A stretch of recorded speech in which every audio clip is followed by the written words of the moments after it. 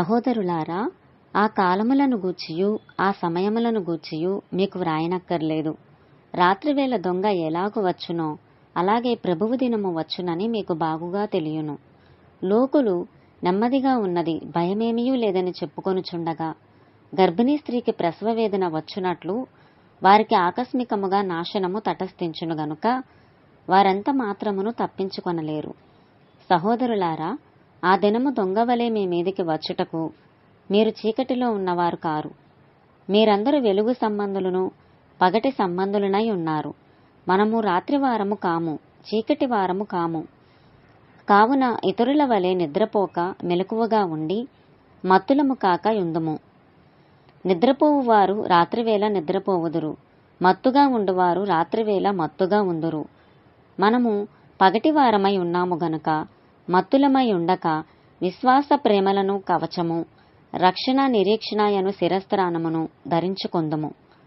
ఎందుకనగా మన ప్రభువైన యేసుక్రీస్తు ద్వారా రక్షణ పొందుటకే దేవుడు మనలను నియమించెను గాని ఉగ్రత పాలగుటకు నియమింపలేదు.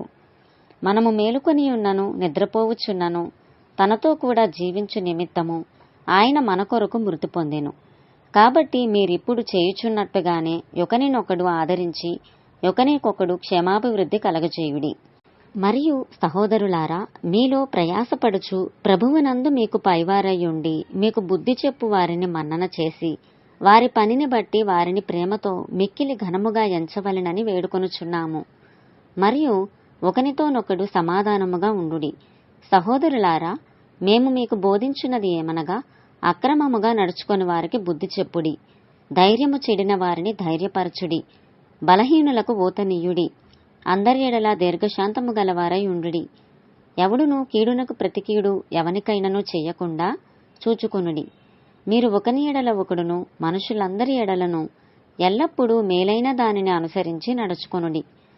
ఎల్లప్పుడూ సంతోషముగా ఉండుడి, ఎడతెగక ప్రార్థన చేయుడి, ప్రతి విషయమునందును కృతజ్ఞతాస్తుతులు చెల్లించుడి. ఇలాగు చేయుట యేసుక్రీస్తునందు మీ విషయములో దేవుని చిత్తము. ఆత్మను ఆర్పకుడి, ప్రవచించుటను నిర్లక్ష్యము చెయ్యకుడి, సమస్తమును పరీక్షించి మేలైన దానిని చేపట్టుడి, ప్రతి విధమైన కీడునకును దూరముగా ఉండుడి. సమాధానకర్తయగు దేవుడే మిమ్మును సంపూర్ణముగా పరిశుద్ధపరచునుగాక.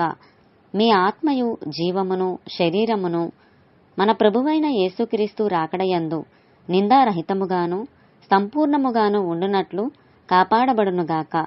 మిమ్మును పిలుచువాడు నమ్మకమైన వాడు గనుక అలాగు చేయును. సహోదరులారా, మా కొరకు ప్రార్థన చేయుడి. పవిత్రమైన ముద్దు పెట్టుకొని సహోదరులకందరికీ వందనములు చేయుడి. సహోదరులకందరికీ ఈ పత్రిక చదివి వినిపింపవలెనని ప్రభువు పేర మీకు ఆనబెట్టుచున్నాను. మన ప్రభువైన యేసుక్రీస్తు కృప మీకు తోడై ఉండునుగాక.